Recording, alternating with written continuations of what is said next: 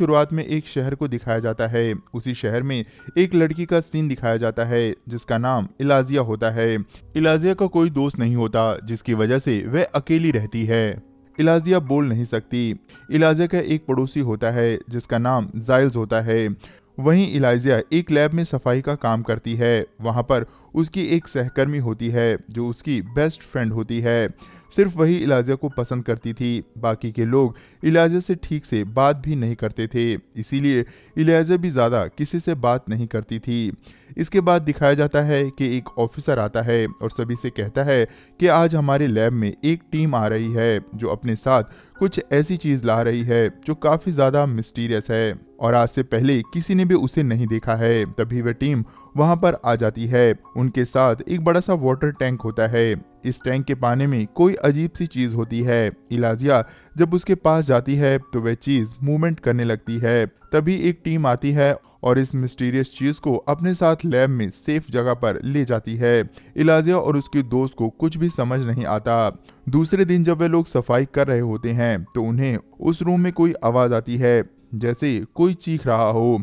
इसके साथ ही एक आदमी वहां से बाहर निकलता हुआ दिखाई देता है जो कि वहां का कर्नल होता है। उसका पूरा शरीर खून से लथपथ होता है। यही कर्नल इस पूरे प्रोजेक्ट का हेड होता है। उसके हाथ से लगातार खून बह रहा था।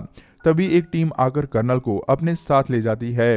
इलाजिया और उसकी दोस्त को ये ऑर्डर दिया जाता है कि इस रूम को अच्छी तरह से साफ कर दो।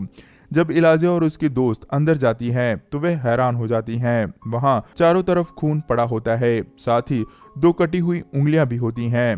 वे उन उंगलियों को एक पैकेट में रख लेती है। उसकी दोस्त किसी को बुलाने बाहर जाती है। इलाजिया आगे बढ़ती है तो देखती है कि एक बड़े से वाटर टैंक में एक क्रिएचर होता है। वे दिखने में बिल्कुल इंसानों की तरह होता है। वह जब इलाजिया को देखता है तो पास आ जाता है। तभी वहां इलाजिया की दोस्त और एक ऑफिसर आ जाते हैं। वे क्रिएचर पीछे की तरफ चला जाता है। अब इलाजिया को उस क्रिएचर के बारे में पता चल चुका था। दूसरे दिन फिर इलाजिया उस क्रिएचर के पास जाती है जिसे कि एक बड़े पूल में रखा गया होता है। वे अपने साथ एक अंडा भी लाई होती है। वे चम्मच से अंडे को ठोकती है जिसके कारण आवाज पैदा हो, क्योंकि इलाजिया बोल नहीं सकती थी।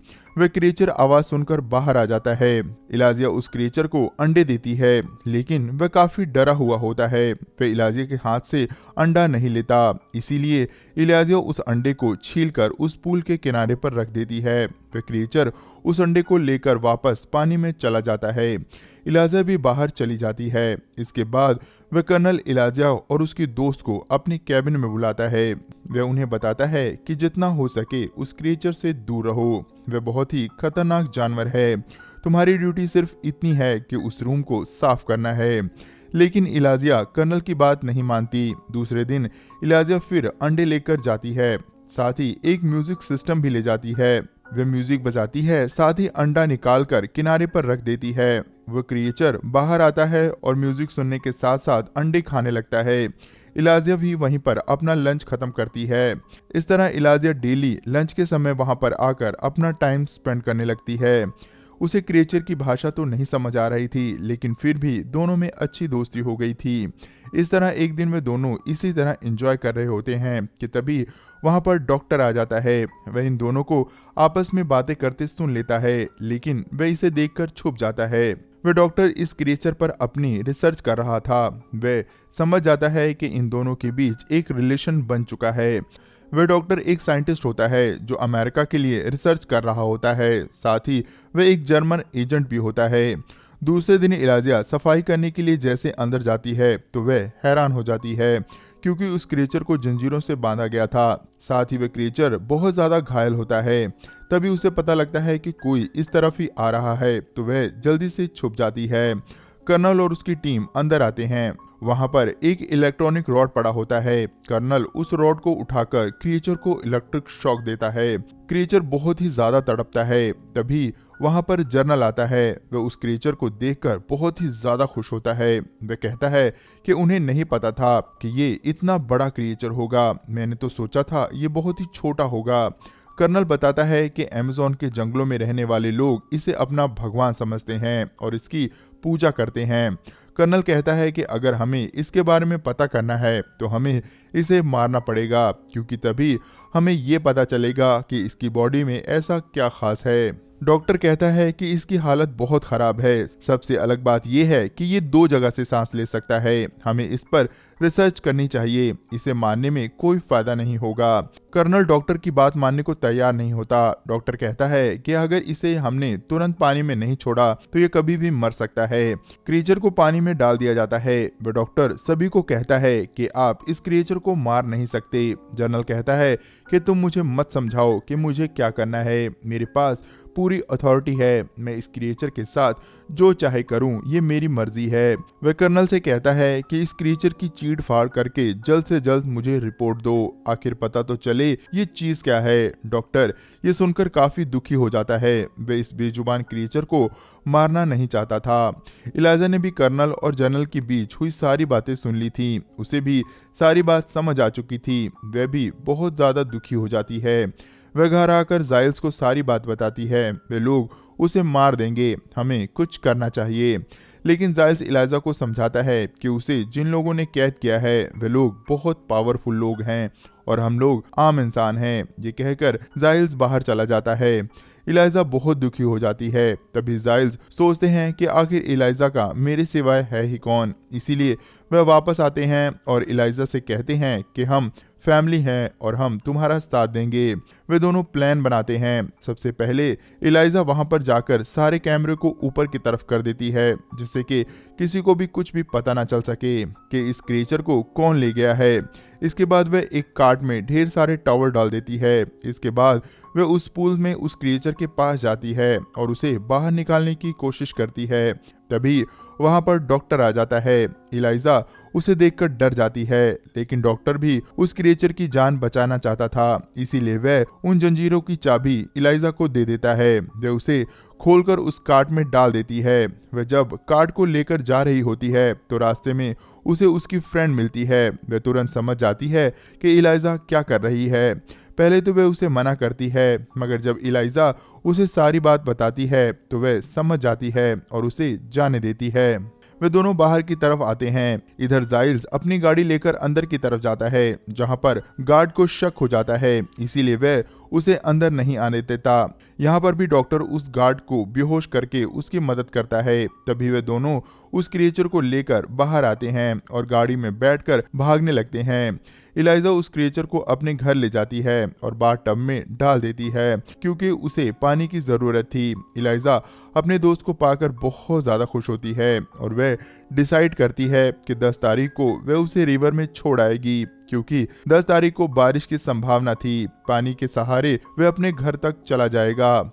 अगले दिन इलाइजा और उसके दोस्त काम पर भी पहुंच जाती हैं, जिससे कि किसी को भी उन पर शक ना हो। इधर घर में जाइल्स उस क्रिएचर के पास होते हैं और उसका ध्यान रख रहे होते हैं। इसी दौरान जाइल्स की आंख लग जाती है। वह क्रिएचर बाथटब के बाहर निकलता है, जहां पर जाइल्स की पालतू बिल्ली होती है। वह उसे खाने लगता है।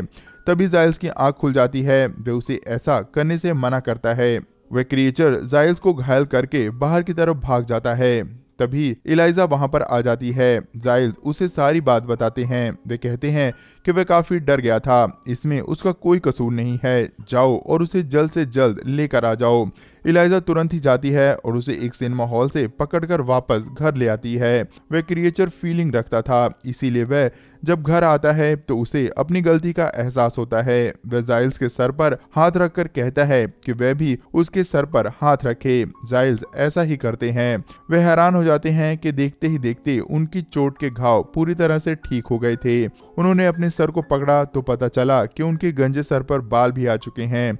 वे समझ गए थे कि जरूर इस क्रिएचर में कोई पावर है। इधर धीरे धीरे इलाइजा और वे क्रिएचर एक दूसरे के काफी करीब आ चुके थे। वे दोनों आपस में इंटीमेट भी होते हैं। इधर जनरल काफी गुस्से में होता है। वह कर्नल को धमकी देता है कि अगर तुमने जल्द से जल्द क्रिएचर को नहीं खोजा तो तुम्हारी पर्सनल और प्रोफेशनल दोनों लाइफ में प्रॉब्लम आ जाएगी। कर्नल जल्द से जल्द उसे खोजने का वादा करता है। उसे डॉक्टर पर शक होता है, क्योंकि वह ही उसकी जान बचाना चाहता था। वह डॉक्टर के घर जाता है। वहां वह देखता है कि डॉक्टर घर के बाहर किसी से मिल रहा होता है। तभी 2 लोग डॉक्टर पर गोली चलाने लगते हैं। कर्नल उन दोनों को गोली मार देता है। वह डॉक्टर को रशियन भाषा में बात करते हुए सुन लेता है और समझ जाता है कि डॉक्टर एक एजेंट है। वह उसके पास आता है और उस क्रिएचर के बारे में पूछता है। वह डॉक्टर कर्नल को कुछ भी नहीं बताता। तब कर्नल डॉक्टर को काफी टॉर्चर करता है। कर्नल डॉक्टर को मारने लगता है। डॉक्टर के मुंह से एक बात निकल जाती है, क्लीनिंग स्टाफ। कर्नल डॉक्टर को मार देता है। उसे तुरंत इलाइजा के दोस्त पर शक होता है क्योंकि इलाइजा तो बोल नहीं सकती थी। वह इलाइजा की दोस्त के घर जाता है और उस पर दबाव बनाकर क्रीचर के बारे में पूछता है, मगर वह कुछ भी नहीं बताती। तभी यह देखकर उसका पति काफी डर जाता है। वह उसे बताता है कि उसने इलाइजा और उसकी पत्नी की बातें सुनी हैं। वह क्रीचर इलाइजा के घर पर है। कर्नल इलाइजा के घर की तरफ जाता है। इलाइजा की दोस्त उसे फोन करके बता देती है कि कर्नल तुम्हारे ही घर आ रहा है, तुम कहीं भाग जाओ। उस दिन 10 तारीख होती है और बारिश भी हो रही होती है। इलाइजा जाइल्स के साथ उस क्रिएचर को लेकर नदी पर चली जाती है। इधर कर्नल इलाइजा के घर आता है तो उसे वहां कोई भी नहीं मिलता। तभी उसकी निगाह कैलेंडर पर पड़ती है। उस पर 10 तारीख के नीचे एक नोट लिखा होता है, इस दिन उसे रिवर पर छोड़ना है। वह तुरंत ही नदी की तरफ जाता है। इधर इलाइजा अपने दोस्त को लेकर नदी पर पहुंच चुकी होती है। वह उसे बाय कर रही होती है। तभी वहां पर कर्नल आ जाता है। वह दोनों को गोली मार देता है। दोनों नीचे गिर जाते हैं। तभी वह क्रिएचर उठता है। इससे पहले कि कर्नल दोबारा गोली मार सके, क्रिएचर कर्नल के पास पहुंच जाता है। इससे पहले कि कर्नल कुछ सोचता, क्रिएचर उसे मार देता है। इसके बाद वह क्रिएचर इलाइजा को गोद में उठाकर नीचे नदी में कूद जाता है। वह समुद्र की गहराइयों में चला जाता है। वह इलाइजा के गर्दन पर उस निशान पर हाथ रखता है जिससे कि वहां पर एक अलग सा कुछ बन जाता है। इस तरह से इलाइजा पानी में भी सांस ले पा रही थी। साथ ही वे क्रिएचर इलाइजा को जीवित कर देता है।